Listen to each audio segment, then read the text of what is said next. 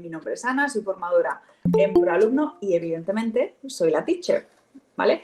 Y para eso estamos aquí, pues para darle caña al inglés. Y lo que vamos a hacer hoy va a ser explicar y analizar esas 10 preguntas que os publicamos en el grupo hace unos días. Vale, pues ¿qué os parece si empezamos con la primera pregunta? Que es esta pregunta de aquí. Vale, en este caso, en el momento que vemos las respuestas, automáticamente sabemos que esta pregunta trata de modales, ¿vale? Porque estamos reconociendo en la frase, pues reconocemos palabras como can, como must, ¿vale? Todo esto son modales. Pues lo siguiente que tengo que hacer es aplicar las reglas de los modales. ¿Cuáles son esas reglas de los modales? Pues la primera de todas. Detrás de todos los modales, siempre debe ir un verbo en infinitivo. Y con eso empiezo a eliminar opciones, como por ejemplo, me voy a Charlie, porque detrás de ese don't have to, que sí que es correcto, ese verbo discuss aparece con una ing. Entonces, esa opción siempre va a estar mal. ¿Vale? Siempre va a estar mal, porque nunca puedo elegir un modal cuando llevo un verbo detrás en ing. La siguiente regla es reconocer qué modales llevan un to y qué modales no llevan un to, ¿vale? Así que con esa opción puedo eliminar algo más. Venga, ¿qué eliminaríais vosotros? Ya hemos eliminado Charlie porque lleva el verbo en ing. ¿Cuál sería el siguiente descarte? ¿Qué podríais eliminar aquí porque hay modales que no deben llevar ese to? La B, cuidado Pedro, que la B sí que le pertenece llevar ese to, ¿vale? Ojo, me refiero a descartar por el to, exacto. ¿Vale? Entonces, eso sí, lo que nos dice Borja, la que vamos a descartar es delta. ¿Por qué delta? Porque ese modal must no tiene que llevar el to, así que delta estaría fuera, ¿vale? Es decir, la que estamos eliminando por los modales que llevan el to y los que no lo llevan. Y delta, ese modal must, no debe llevarlo. Cuidado, lo que me habéis dicho, creo que ha sido Pedro antes, que eliminaba la bravo. La bravo la eliminamos, pero no por el to. Lo que tenemos en bravo es la expresión be able to, que eso sí es correcto, ¿vale? ¿Y por qué la vamos a eliminar con ese will be able to discuss, ¿vale? Y en el otro lado no es un have to be. ¿Por qué eliminamos esa? ¿Alguien lo sabe? Venga, a ver, ¿me decís algo en los comentarios? ¿Por qué vamos a eliminar esa? Creo que alguien lo ha comentado antes. Ese now en la frase, perfecto. Ese now que tenemos en la frase nos está diciendo que es presente. Y evidentemente Bravo, al llevar ese will al inicio, nos está hablando de futuro, ¿vale? Eso es algo que tenéis que tener siempre presente. Las pistas que os da la frase, sobre todo las expresiones de tiempo, porque puede ser que tengáis opciones que sean gramaticalmente correctas, como tenemos en este caso el primer hueco de Bravo, es gramaticalmente correcta, pero es para un futuro. Y la frase con este now nos está hablando de un presente. Por eso tengo que eliminar Bravo. Y ojo que gramaticalmente es correcta, ¿vale? Entonces, eso también es algo que tenéis que llevar siempre presente. Fijaros que no me he fijado en la frase nada más que para reconocer la palabra now. No traduzco, no intento saber qué dice la frase o qué dice el resto, ¿vale? Así que simplemente descartando nos vamos a quedar con alfa como opción correcta. Y fijaros que las únicas dos reglas que hemos aplicado ha sido que detrás de todos los modales, ojo, todos los modales, va a ir un verbo en infinitivo, ¿vale? Y que detrás de esos modales hay algunos que llevan to y hay otros que no. Lo que tengo que reconocer son los que sí que van a llevar el to. Evidentemente os estoy hablando de modales simples, ¿vale? No estoy hablando de modales perfectos. Os explico, los modales perfectos son todos los que van seguidos siempre de have y detrás de ese have tiene que ir un verbo. ¿Cómo va a ir ese verbo siempre? Pues ese verbo va a ir siempre en participio, ¿vale? ¿Y cómo pongo el participio de un verbo? Pues tengo dos opciones. Si es un verbo regular, lo ponemos en ed. Si es un verbo irregular, lo vamos a poner en tercera columna, ¿vale? Esta estructura es la de los modales perfectos. Ojo, y yo os estoy hablando de modales simples. ¿Cómo puedo reconocer en una frase si necesito un modal simple o un modal perfecto? Pues porque todos estos, los modales perfectos, los que llevan esta estructura, todos, y cuando digo todos, es todos, hablan de pasado.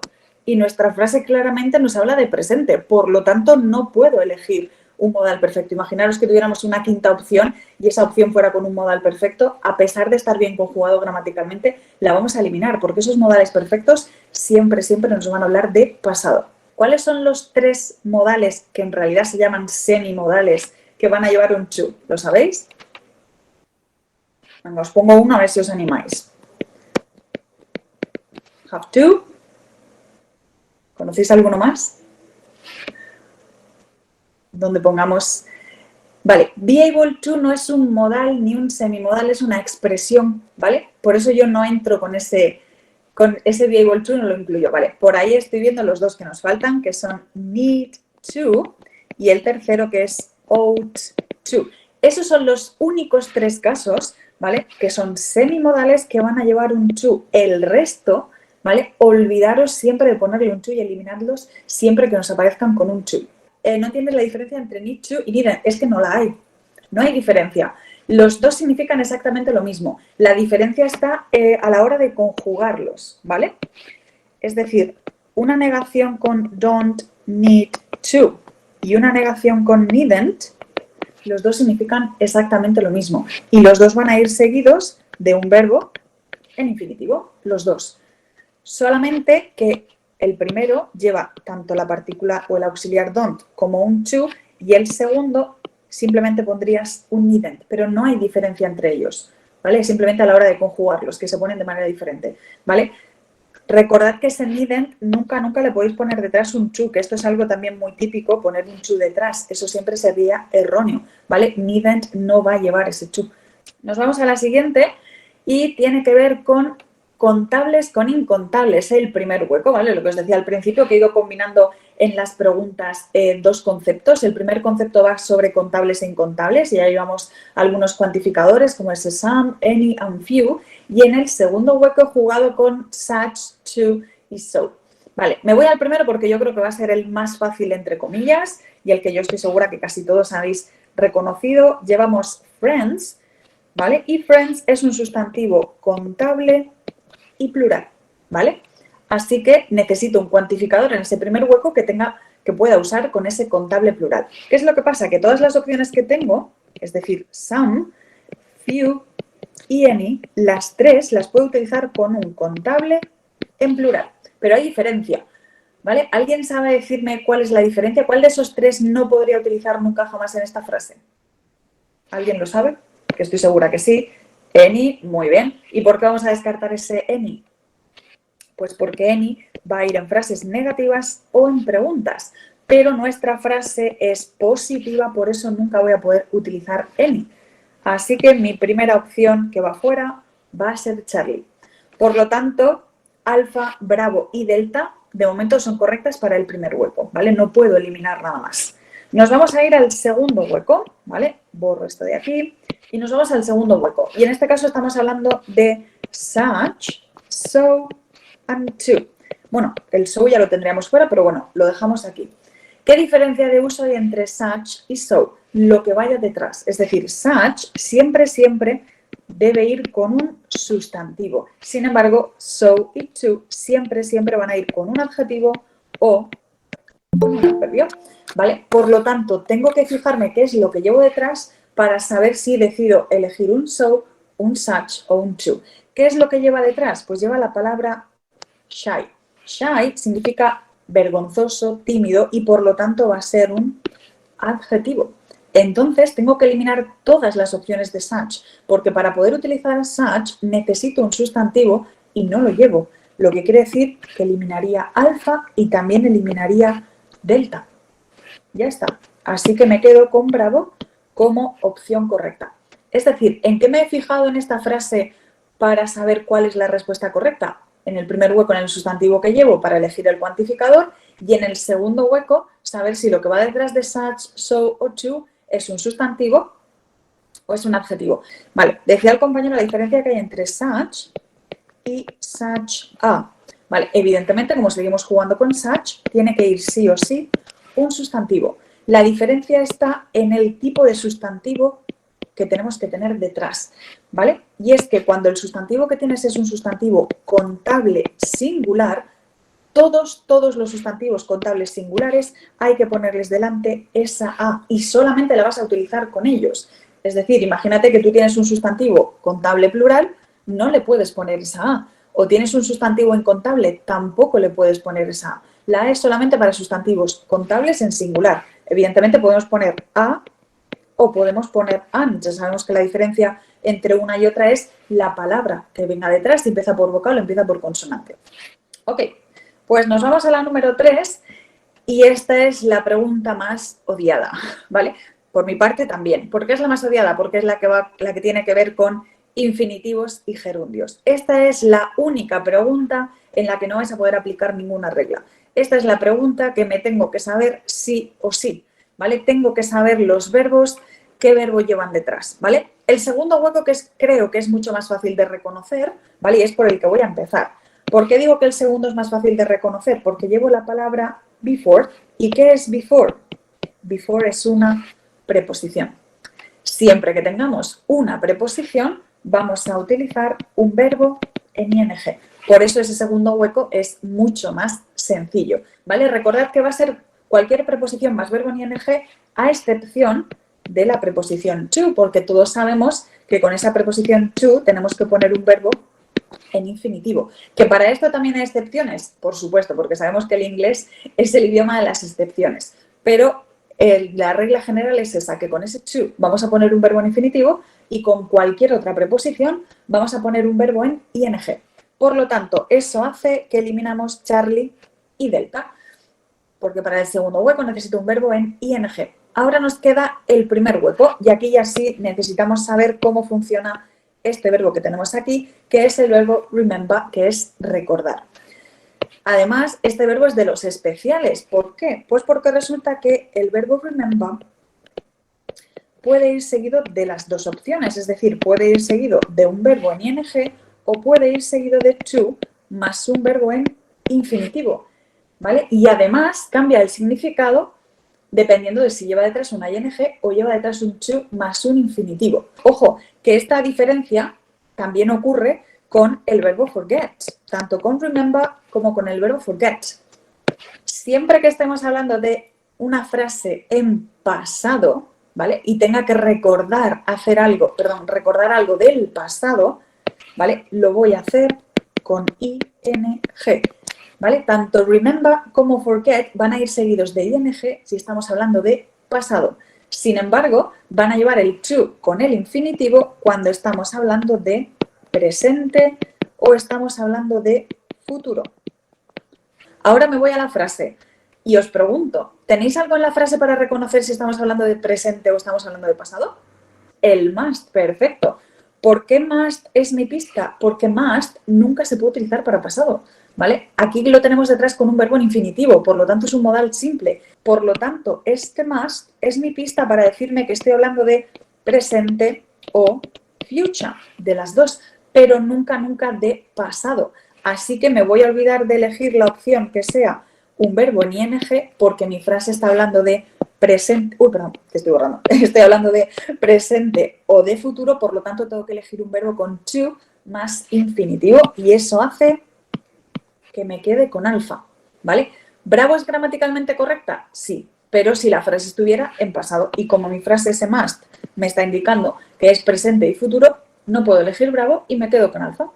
Que la número 4, según vemos las opciones, va de relativos. Lo primero de todo, dos reglas básicas, ¿vale? Y que además el otro día publicamos en redes en un reel. La primera de todas, esa coma. Esa coma es súper importante.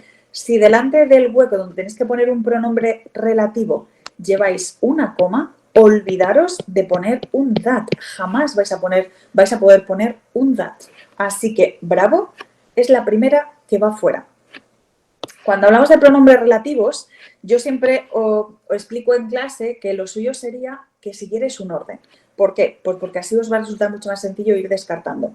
El primer orden que siempre indico es que busquéis lo que va detrás del relativo, que os fijéis en qué tenéis justo detrás del relativo. Cuando hablo justo detrás me refiero a la palabra que sigue a ese pronombre relativo. ¿Por qué? Porque si la palabra que lleváis justo detrás es un sustantivo, olvidaros de toda la teoría de los relativos porque la única respuesta posible al 200% va a ser whose, ¿vale? Por eso yo siempre recomiendo que este sea el primer paso que hagáis, ¿vale? Buscad detrás de ese relativo qué es lo que va y si va un sustantivo, automáticamente nos quedamos con whose. ¿Qué va a pasar si detrás de ese hueco para ese pronombre relativo no tengo un whose? ¿Vale? Pues lo siguiente es fijarme en qué llevo detrás. Y tengo dos opciones. Puede ser que detrás lleve directamente un verbo o que lleve un sujeto más un verbo. Importante si solamente llevo un verbo, ¿vale? Porque, imaginaros, ¿vale? Voy a borrar la parte de abajo para quedarme solamente con el verbo. Imaginaros que detrás del pronombre relativo lo que lleváis directamente es un verbo. Vuestras opciones de todos los relativos se reducen a 3. Porque si lo que lleváis detrás es un verbo, solamente podéis poner who, podéis poner which o podéis poner un that. Solamente esas 3. Y además en nuestro caso, al llevar una coma, la opción de that ya se habría eliminado. Así que fijaros que sin saber todavía lo que hay en la frase, ¿vale? Simplemente fijándome en que detrás llevo un verbo que es will hit, ¿vale? Sabiendo eso, Charlie la tengo que eliminar.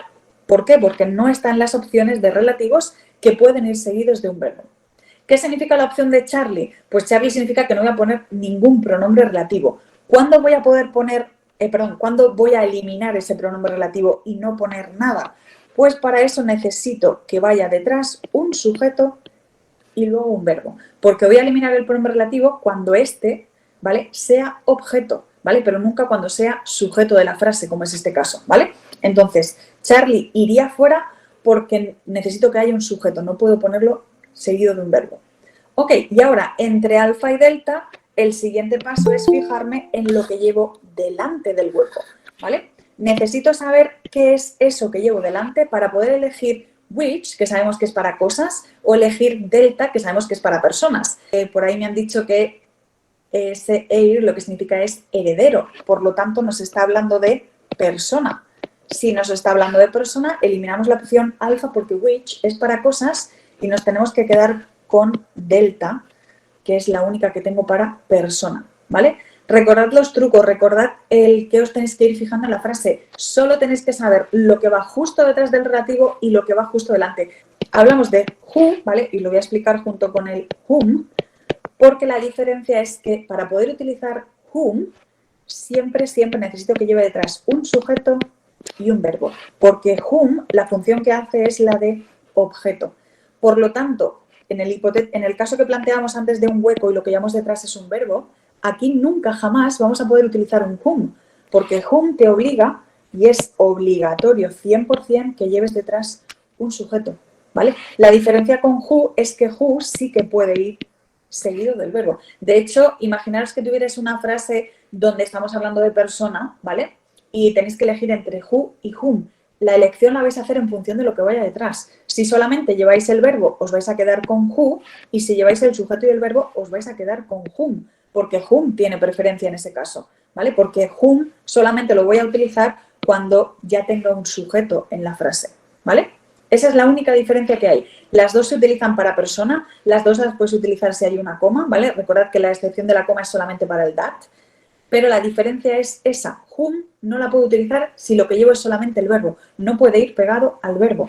Además, recordad lo que hemos puesto antes, que si lo que llevo detrás es el verbo, aquí solamente puedo poner o who, o which, o that, ¿vale? Pues avanzamos y nos vamos a la número 5, que esta también es una de vuestras favoritas y además una muy fácil, que son los condicionales.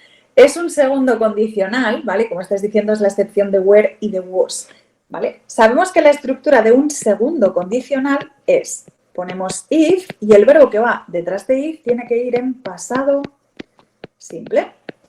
Y en el segundo hueco tendríamos que poner un good más un verbo y sabemos que siempre detrás de ese good tiene que ir un verbo en infinitivo. Vale, esa es la estructura base. ¿Cuáles son las dos excepciones que yo he usado aquí?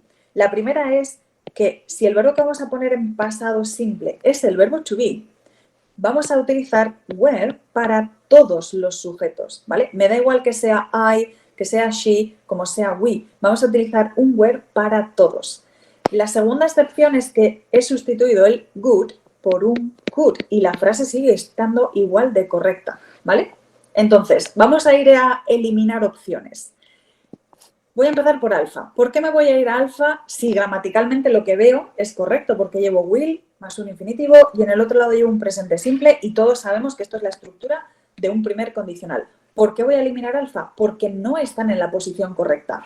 Recordad que en los condicionales el hueco de if nunca lo puedo completar con un will o con un good. Jamás, ¿vale? Esto siempre va a ser error. Jamás puedo poner en este hueco donde tengo que completar detrás de if con un will o un good. Eso hace que alfa sea la primera que va fuera. Y fijaros que gramaticalmente es correcto. Cuidado con esto porque hay mucha gente que se va directamente a las opciones y busca la que está bien, sin luego fijarse en la frase. No, ese proceso es válido, ¿vale? De hecho, si lo controláis bastante bien, es válido. Os vais a las opciones y os quedáis con las que están bien gramaticalmente, pero siempre tenéis que comprobarlo con la frase, ¿vale? Porque imaginaos que el sujeto de esta frase, en lugar de ser I, fuera Paul. ¿Qué le pasaría entonces a ese verbo asked para que sea correcto? Pues que necesitaría una S. Y si yo no me fijo en eso, voy a dar alfa como correcta y no lo es. ¿Vale? A eso es a lo que me refiero con que siempre comprobéis con la frase. Siempre. Ok, pues entonces, volviendo a alfa, sabemos que está mal porque no la puedo poner en este tipo de frase.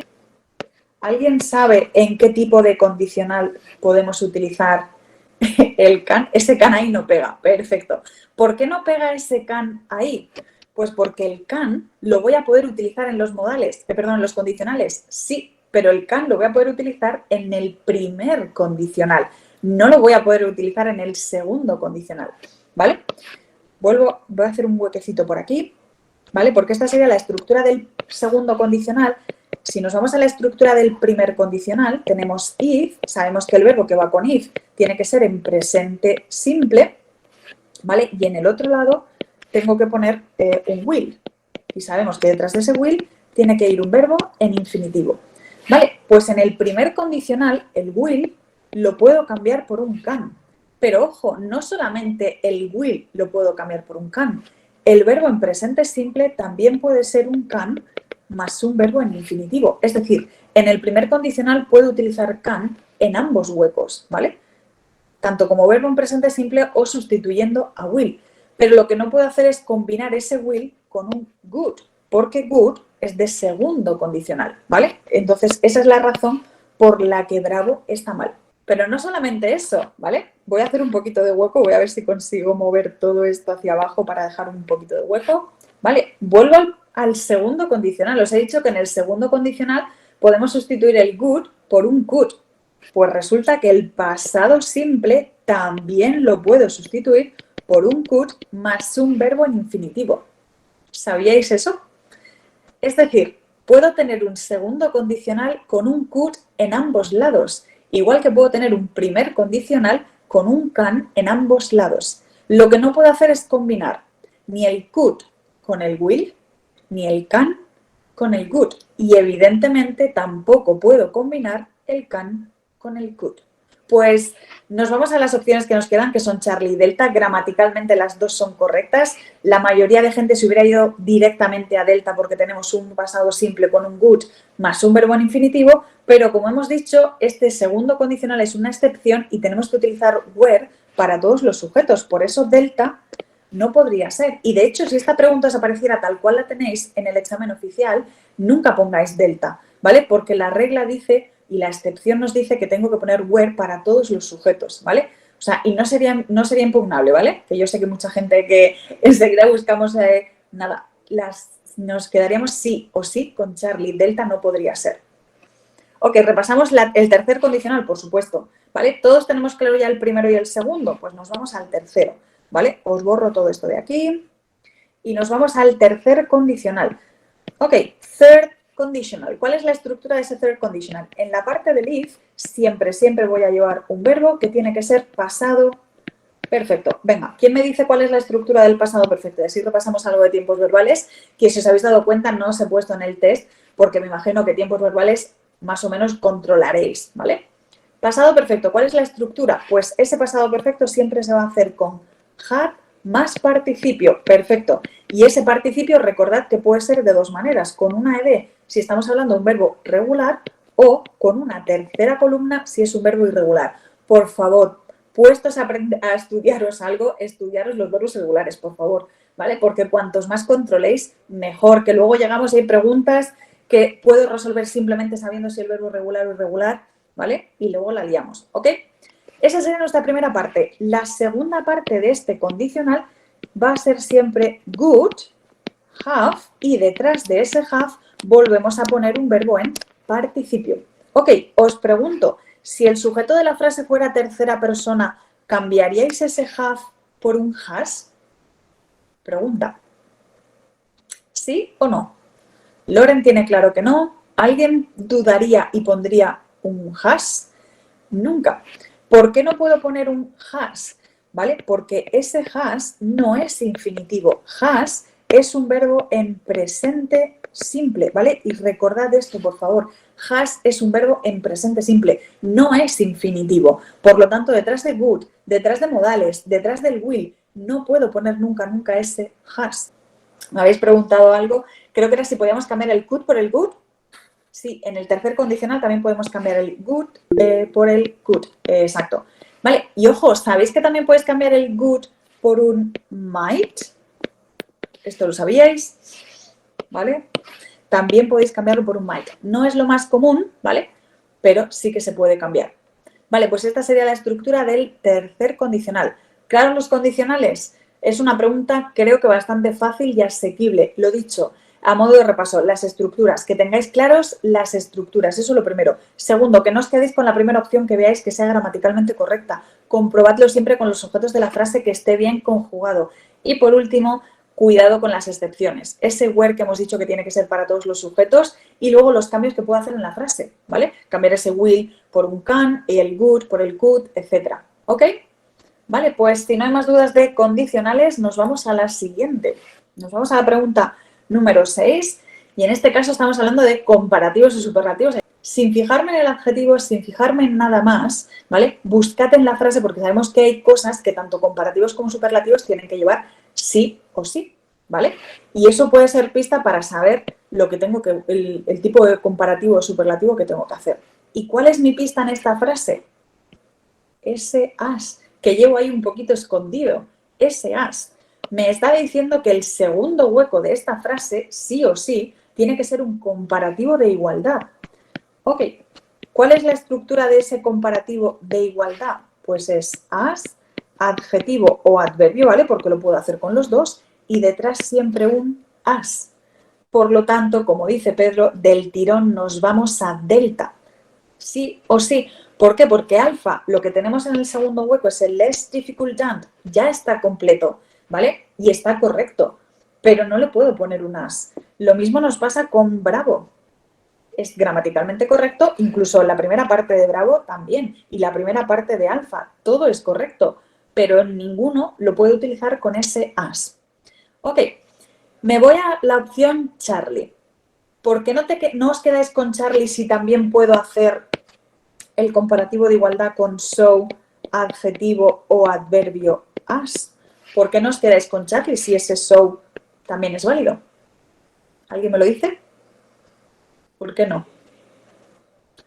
Porque además, supongo que me vais a decir que porque el verbo tiene que ser negativa y el verbo está en negativa. Es decir, el fallo no está en esta segunda parte, sino está en la primera, en cómo está formado ese comparativo de inferioridad, en este caso con less, ¿vale? Y es a lo que vamos a explicar ahora. Ese comparativo de inferioridad con less también lo puedo hacer con un adjetivo o con un adverbio, con cualquiera de los dos, ¿vale? Y siempre va a llevar detrás un than.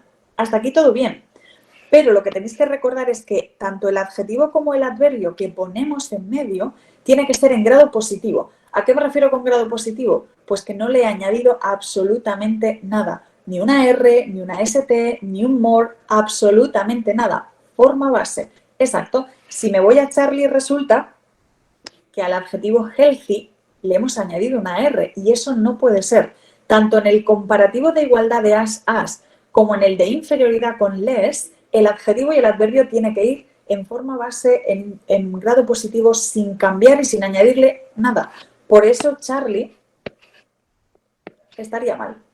Y ya nos quedamos con delta como opción correcta.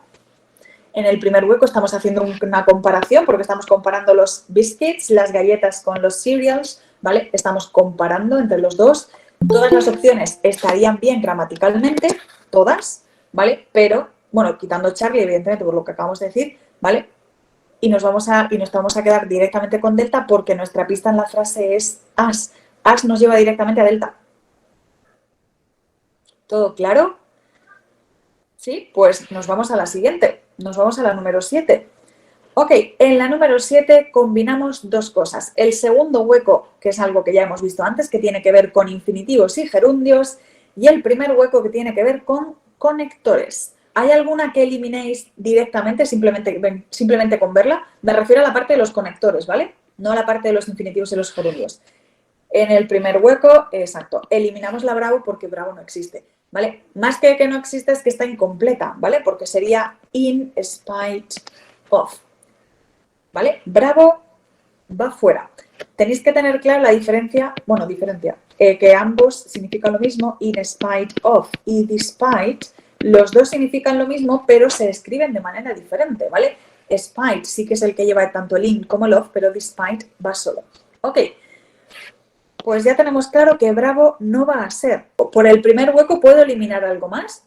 ¿Sabríais eliminar el primer hueco? Imaginaros que esta pregunta solamente tuviera el primer hueco. ¿Podríais eliminar algo más en el primer hueco? ¿Alguien lo sabe? Porque todavía se puede eliminar algo más. ¿No? Vale, a ver si esto lo sabéis. Lo que lleváis detrás del conector. Los conectores no solamente tenéis que saber cómo se forma, ¿vale? Es decir, si lleva una preposición, si no la lleva, ¿vale? Porque sabemos que hay conectores que llevan alguna preposición, por ejemplo, como due to o when to, ¿vale? No solamente en saber qué preposición lleva o si es solamente una palabra, como puede ser el conector however. El siguiente paso para reconocer qué conector tengo que poner sin necesidad de traducir la frase es fijarme en lo que va detrás, porque no todos los conectores llevan detrás lo mismo. En este caso, lo que llevo detrás es un verbo en ing. Vale, pues de las opciones que tenemos ahora mismo, que tendríamos por un lado although, tendríamos because of y también tendríamos despite, simplemente porque detrás de lo que llevo en la frase es un verbo en ing, eliminaría alfa. ¿Por qué voy a eliminar alfa? Porque alfa, ese although, tiene que ir seguido siempre, siempre de una frase completa, de un sujeto y un verbo. Vale, alguien me ha puesto por el chat por el of. ¿Pensáis que because of está mal porque lleva ese of? Exacto. Vale, es decir, cuidado porque existen las dos, ¿vale? Existe tanto because, ¿vale? Como because of, ¿vale? Solo que lo que cambia es lo que va detrás. Because, al igual que although, tiene que ir seguido de una frase completa, de un sujeto y un verbo. Sin embargo, because, despite, in spite of, estas lo que van seguido es o de un verbo en ing o de un sustantivo. Entonces, simplemente por el hecho de que detrás del hueco llevo un verbo en ing, alfa también iría fuera, porque although nunca puede ir seguido de un verbo en ing. Ok, nos vamos ya directamente al segundo hueco porque para el primero las dos opciones que tenemos, el because of y el despite, las dos son correctas. Para saber lo que tengo que poner en ese segundo hueco, me tengo que guiar por el verbo, porque es una pregunta de infinitivos y gerundios, y me tengo que guiar por el verbo decided. Ok, y resulta que el verbo decide siempre va a ir seguido de to más un verbo en infinitivo. Siempre tiene que llevar ese to más infinitivo. ¿Que quiero poner una negativa? Puedo plantarle un not, como yo acabo de hacerlo, porque lo que he hecho ha sido ponerlo en negativa. Puedo poner ese not, pero lo que no puedo olvidar nunca es que tiene que llevar un to. Así que por eso eliminamos Charlie, porque le falta el to y nos quedamos con delta como opción correcta. Ok, creo que esto sí que lo tenéis claro porque desde el principio me estabais diciendo que era la delta y que le faltaba un to a Charlie, ¿vale? Entonces, ¿sabéis lo de los conectores? Que tenéis que reconocer también lo que va seguido detrás y que os ayuda a descartar. Fijaros que sin traducir la frase, sin necesidad siquiera de saber lo que significa el conector, ¿vale? Es decir, simplemente reconociendo cómo se escriben los conectores, si le falta o le sobra alguna preposición y reconociendo lo que va detrás, ¿vale? Los tres grandes grupos de conectores, ¿vale? Y ya acabo con esto el tema conectores. Tenéis por un lado los conectores que van seguidos de un sujeto y un verbo, como pueden ser ese although o ese however. Los conectores que van seguidos de un verbo en ing o de un sustantivo, como es ese because of o el despite. Y el último bloque, que son conectores que van seguidos directamente de un verbo en infinitivo sin to, ¿vale? Porque el conector ya lleva el to, ¿vale? Esos son los tres grandes grupos, ¿no? Y por eso digo que es bastante sencillo. Además, yo siempre os aconsejo que os sepáis estos dos últimos bloques, que son más chiquititos, y es de donde siempre o casi siempre suelen salir las excepciones. Ok, pues si esto lo tenemos claro, avanzamos y nos vamos a otro tema que es el de los pronombres, que también es un mundo apasionante como las preposiciones, ¿vale? Vamos con el 8. ¿Qué habéis puesto aquí? ¿Vale? Preposiciones y pronombres son apasionantes, al igual que horribles, también os lo digo.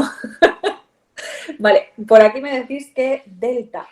Vale, Loren dice delta, Pedro dice alfa. Venga, me encanta porque aquí hay variedad. Venga, marcamos alfa, marcamos delta. Borja dice también alfa. Vale, pues yo creo que está ahí. Vale. Pues creo que no sé si ha sido Pedro el que ha dicho delta. Creo que te están dejando solo. Todos votan por la alfa. Vale, ¿sabéis cuál es la pista para saber que, bueno, tenéis claro, o Loren? Vale, pues fue no sé cuál de los dos lo dijo. Vale, aquí llevo una pista súper importante para saber un pronombre. Ojo que llevamos, que llevamos tres huecos. Es ese want con una S. Os está dando una pista tremenda porque os está diciendo que lo que pongáis aquí, que necesitáis un pronombre de sujeto, tiene que ser un sujeto de los que necesito una S. Es decir, o tiene que ser she, o tiene que ser he, o tiene que ser it. No puede ser ninguna otra opción. Así que Bravo y Charlie directamente van las dos automáticamente fuera. Ok, ahora yo os pregunto, para elegir entre alfa y delta, ¿en qué os habéis fijado? ¿En el primer hueco o en el segundo? Para mí el más sencillo es el primero, ¿vale? ¿Por qué es el más sencillo? Porque si lleváis un hueco donde tenéis que colocar algún pronombre y detrás de ese hueco lleváis sí o sí un sustantivo, lo que vais a colocar aquí es lo que llamamos adjetivos posesivos y solo puedo colocar un pronombre de esa columna. Vale, supongo que conocéis los pronombres, ¿vale? Voy a poner aquí en un momento una fotito de los pronombres para recordarlos, ¿vale? Esta de aquí. Cuando hablo de posesivos, de adjetivos posesivos, me refiero a esa columna central, ¿vale? Esos son los únicos pronombres que van a llevar siempre sí o sí un sustantivo. El resto van a ir solos, no puede ir acompañado de ningún sustantivo. Por eso os digo que lo primero que tenéis que fijaros, lo primero que tenéis que hacer es fijaros en si lleva detrás un sustantivo, porque si lleváis un sustantivo, olvidaros del resto. Entonces, si nos fijamos en las opciones de alfa y de delta, llevamos un your y llevamos un her, que ambos están en esta columna, your y her. Lo que quiere decir que por el primer hueco ya no puedo eliminar nada más. Me tengo que ir al último hueco. ¿Vale? ¿Qué llevo detrás de ese último hueco? ¿Llevo algo? No llevo nada. Eso quiere decir que no voy a poder utilizar ningún pronombre de esta columna de los adjetivos posesivos, porque estoy obligado a que lleve detrás un sustantivo. Pues si me fijo en las opciones que tengo, que son you y their, pues resulta que ese their está en esta columna. Por eso tengo que eliminar delta, porque their es obligatorio que vaya seguido de un sustantivo. Tiene que llevarlo sí o sí. Y no lo llevo, no llevo nada ahí. Así que elimino delta. Fijaros que no hemos traducido la frase, ¿vale? No me cansaré de repetirlo, solo me fijo en lo que va delante o detrás del hueco, no necesito saber nada más. Por eso me voy a quedar con alfa directamente. Vamos a seguir avanzando con las dos preguntas que nos quedan. Pregunta número 9, que esta también es muy fácil. Jugamos con adjetivos y con adverbios. ¿Sabéis cuál es la diferencia entre good y well? Pues que good es un adjetivo y well es un adverbio, ¿vale? De hecho, well es el adjetivo de good. ¿Y sabéis cómo se usan los adjetivos y los adverbios? Vale, pues muy fácil. Siempre que tengáis el verbo to be en la frase, vais a usar adjetivos. Siempre que tengáis cualquier otro verbo que no sea el verbo to be, vais a utilizar adverbios. Por lo tanto, para completar o contestar esta pregunta, solo tengo que fijarme en los verbos. ¿Cuál es el verbo que tengo en la primera parte? El verbo play. ¿Ese es el verbo to be? No. Lo que quiere decir que para completar el primer hueco necesito un adverbio. Así que ya puedo eliminar tanto Bravo como delta, porque hemos dicho que good es un adjetivo. Me voy al segundo hueco. ¿Cuál es el verbo de este caso? Is. Es decir, ese is sí es el verbo to be. Lo que quiere decir que el segundo hueco lo tengo que completar con un adjetivo. Así que elimino Charlie y directamente me quedo con alfa. ¿Sabíais esto?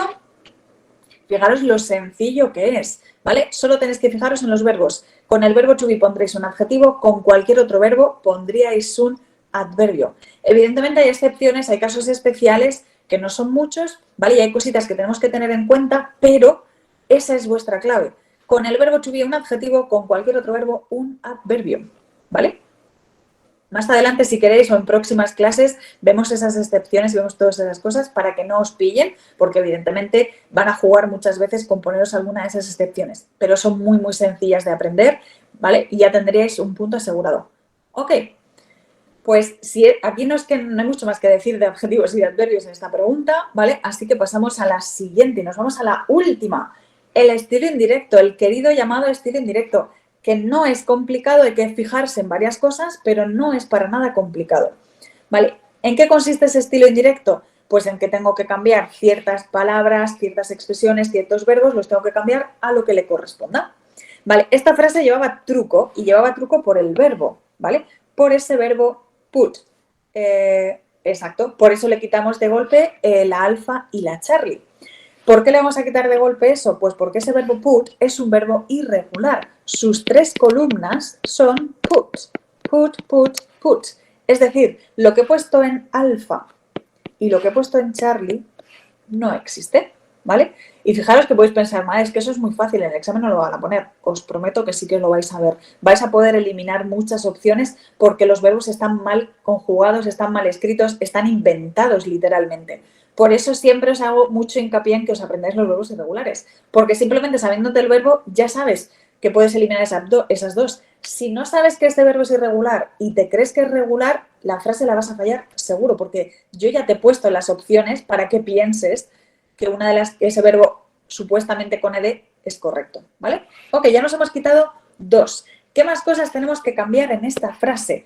Seguro que automáticamente os habríais ido a la expresión de tiempo, como tenéis ese last night, que sabemos que todo lo que sea pasado, ¿vale? Cualquier expresión que nos hable de pasado, lo vamos a cambiar a alguna expresión de tiempo que lleve la palabra o before o que lleve la palabra previous.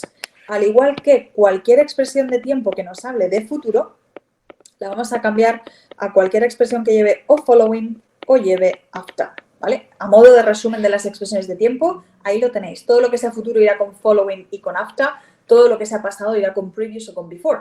¿Qué es lo que pasa? Pues que yo aquí he sido un poco mala, ¿vale? Y todas las opciones son correctas, ¿vale? Porque sabía que os ibas a ir directamente a esa expresión de tiempo y que ibais a poder eliminar. Ok, ¿qué es lo otro que me queda aquí para poder descartar?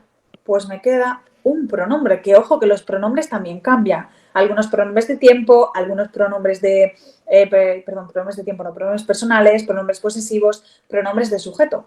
Ok, ¿por qué sé que tengo que cambiar ese my a her? Porque la persona que está hablando es Emma. Y ese my garage, ¿vale? Es el de Emma.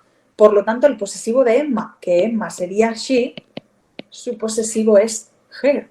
Por eso no lo puedo cambiar a his, como hemos hecho el cambio a Bravo, porque his es si la persona fuera he masculino. Entonces no puede ser Bravo y nos vamos a quedar con delta como opción correcta. ¿Vale? Fijaros qué fácil. Solo tenéis que saber reconocer las cosas que cambian. ¿Qué cosas cambian en el estilo indirecto? Verbos, pronombres y algunas expresiones de tiempo y de lugar. Ya está. Olvidaros del resto, pero eso, tenéis que tener mucho cuidado con las cosas que cambian y con las cosas que no, ¿vale? Y evidentemente tenemos que saber a qué hay que cambiarlo. Vale, decidme, ¿qué os han parecido las preguntas? ¿Las veis ahora mucho más claras? ¿Habéis aprendido algo? Que lo interesante de esto es que al final es la clase os sirva de ayuda, que hayáis aprendido cosas nuevas, que veáis cosas que ahora tengáis clarísimas, cosas que antes dudabais, ¿vale? Y que evidentemente ahora van a ser punto seguro. Vale, me alegro. Lo que os digo, siempre lo que más me gusta de todo es que esto al final siempre os sea de ayuda. No, yo es que soy muy paquete, no, aquí paquetes nada. Nada, ya os digo que el inglés no es muy complicado, que es muy repetitivo, es muy esquemático, ¿vale? Y que todavía nos quedan 2 semanas, ¿eh? Que en 2 semanas todavía podemos rascar algún puntillo, seguro, ¿vale? Además, pero tenéis que controlar las estructuras. Bueno, pues, ¿a qué me refiero con surprise, con esa sorpresa? Sé que tampoco os va a hacer mucha ilusión mi sorpresa, porque ya os podéis imaginar que va a ser que son alguna preguntilla más. Vale, si os habéis dado cuenta, no he puesto ni una sola pregunta de tiempos verbales, ¿vale? Porque yo supongo que eso más o menos lo controláis, ¿vale? Entonces os he preparado un par de preguntillas rapidísimas de tiempos verbales Para estas que hacéis el descarte súper rápido, que esas son las que os suben el ánimo porque decís, esto lo sé y esto lo controlo. Pues venga, aquí va la primera sorpresa. ¿Qué pondrías en esta pregunta? Cuidado, porque para contestar esta pregunta solo necesitáis saber los verbos. Y voy a empezar por el segundo hueco, ¿vale? Porque además creía que es un verbo que más o menos controlabais y que es un verbo bastante conocido. El verbo find. Cuidado que no es un verbo regular, sino que es un verbo irregular. El pasado y el participio del verbo find es found. Y simplemente con eso, alfa va fuera y delta también va fuera. Así que no recuerdo quién había dicho la alfa, pero alfa no va a ser. Para completar el primer hueco, vale, Lore, me encanta que por lo menos lo reconoce. Vale, hay gente que luego se hubiera escondido, no hubiera dado la cara.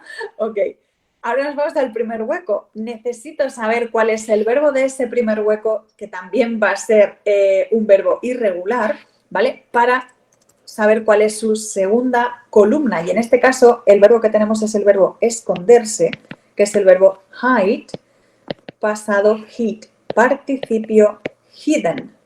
Así que volvemos a tener un verbo totalmente inventado en Bravo porque eso no existe. Me voy a quedar con Charlie. ¿Vale? Fijaros que no hemos ido a la frase absolutamente para nada.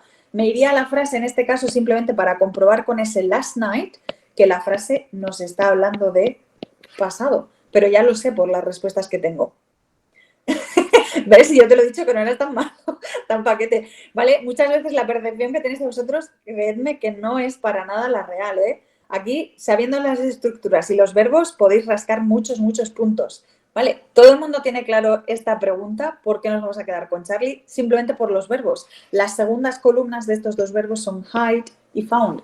Punto. Además, en el pasado simple no hacemos diferencia de sujeto, o sea que no necesito ni siquiera confirmar en la frase con los sujetos. Ok, pues nos vamos a la siguiente pregunta extra y sorpresa, pero en este caso es diferente. Ok, ¿qué pondréis en esta pregunta número 12? ¿Vale? Por aquí hoy veo alfa, ¿vale? Hay gente que va eliminando de golpe, ¿vale? Eliminamos Bravo y Delta, ¿vale? Vale, ¿por qué elimináis? Vale, no recuerdo quién me ha dicho que eliminaba Bravo y Delta. ¿Por qué eliminas Bravo y Delta? ¿Por qué? Bueno, yo creo que la delta está clarísimo, ¿no? Sabemos todos que ese Javes, eso no existe y ojo, eso ha salido en exámenes oficiales, ¿vale? Eso está sí o sí, eso está fatal, ¿vale? ¿Recordáis que antes os he dicho que el has era presente simple, pero que os he dicho también de ese has, que además de presente simple, solo se usaba en frases positivas? Y esto evidentemente es una pregunta. Ni siquiera me planteo Charlie, ¿vale? Porque sé que cuando hago preguntas en presente simple, en pasado simple o incluso en futuro simple, el verbo tiene que ir en infinitivo. Vale, pues ya hemos descartado Charlie y Delta. Y lo siguiente, como estabais comentando por ahí, es fijarme en la posición de ese adverbio de frecuencia. Otra regla que tenéis que controlar sí o sí. Los adverbios de frecuencia siempre tienen que ir delante del verbo, ¿vale? A excepción del verbo to be, que con el verbo to be los adverbios de frecuencia deben ir detrás. Por eso eliminamos Bravo porque ese adverbio esa no es su posición y nos vamos a quedar con alfa, ¿vale? Importante que os sepáis lo de los adverbios de frecuencia, aunque yo creo que esto sí que lo controláis. Y que también controléis los adverbios de frecuencia, ¿vale? Que no os quedéis solamente con usually, con always, con never, que son los comunes, ¿vale? Que hay otros adverbios de frecuencia, hay vida más allá de always, ¿vale? Que hay adverbios como seldom, ¿vale? Que son un poco más, que son menos comunes. Tenéis seldom, tenéis hardly ever, ¿vale? Que reconozcáis otros tipos de adverbios de frecuencia que no son los típicos, ¿vale? Y he dejado la mejor sorpresa para el final. Ok, ¿qué pondríais en esta? Ya con esta nos despedimos. Si veis las opciones, veréis que estas frases van sobre used to, be used to y get used to. Ok, veo por ahí que alguien ya me ha dicho Charlie. Charlie. Vale. Hay una pista en la frase que directamente nos lleva a la correcta sin tener que plantear cuál de las tres estructuras es, cuál es la correcta, que ahora las vemos en un momento, pero directamente, ¿cuál es esa pista? Esa doble L. Esa doble L viene de will. Y detrás de will tengo que poner sí o sí un verbo en infinitivo. Pues entonces voy a eliminar alfa porque got es pasado, ¿vale? Es la segunda columna. Elimino bravo porque los infinitivos no pueden llevar una S, eso sería presente simple. Y elimino delta porque is es el presente simple del verbo to be. Ya está. Directamente la única opción correcta es Charlie. ¿Vale? Creo que esto lo tenéis claro. Vamos a hacer un repaso rápido de las tres si queremos y terminamos. ¿Cuál es la gran diferencia que hay entre estas tres expresiones? Pues la primera de todas es que used to va seguido detrás de un verbo en infinitivo, sin embargo, be used to and get used to van a ir seguidos de un verbo en ing. Ojo que también pueden llevar un sustantivo y también pueden llevar un pronombre, ¿vale? Pero la diferencia con el used to es que llevan el verbo en ing. Y estas además son unas de las excepciones en las que detrás de un to no va un infinitivo, sino que va una ing. ¿Qué otras diferencias tenemos? Pues que esa expresión de used to solo la voy a utilizar para hablar de pasado, solo de pasado. Sin embargo, las expresiones con be y con get las puedo poner en presentes, en pasados o en futuro. Lo único que tengo que hacer es conjugar ese verbo to be o ese verbo get en lo que quiera, presente, pasado o futuro, en cualquiera de los tres. La siguiente y última diferencia es que used to más infinitivo se utiliza para pasado y que esa de used solamente la vamos a utilizar si la frase es positiva, porque para hacer las negativas las voy a conjugar con did y con didn't y entonces el verbo ya no va a llevar la de. Sin embargo, en las expresiones de be y get used to, esa de aparece siempre, no la pierde nunca. La vamos a utilizar tanto en positivas como en negativas, como en preguntas, ¿vale? Siempre, siempre se va a mantener. ¿Ok?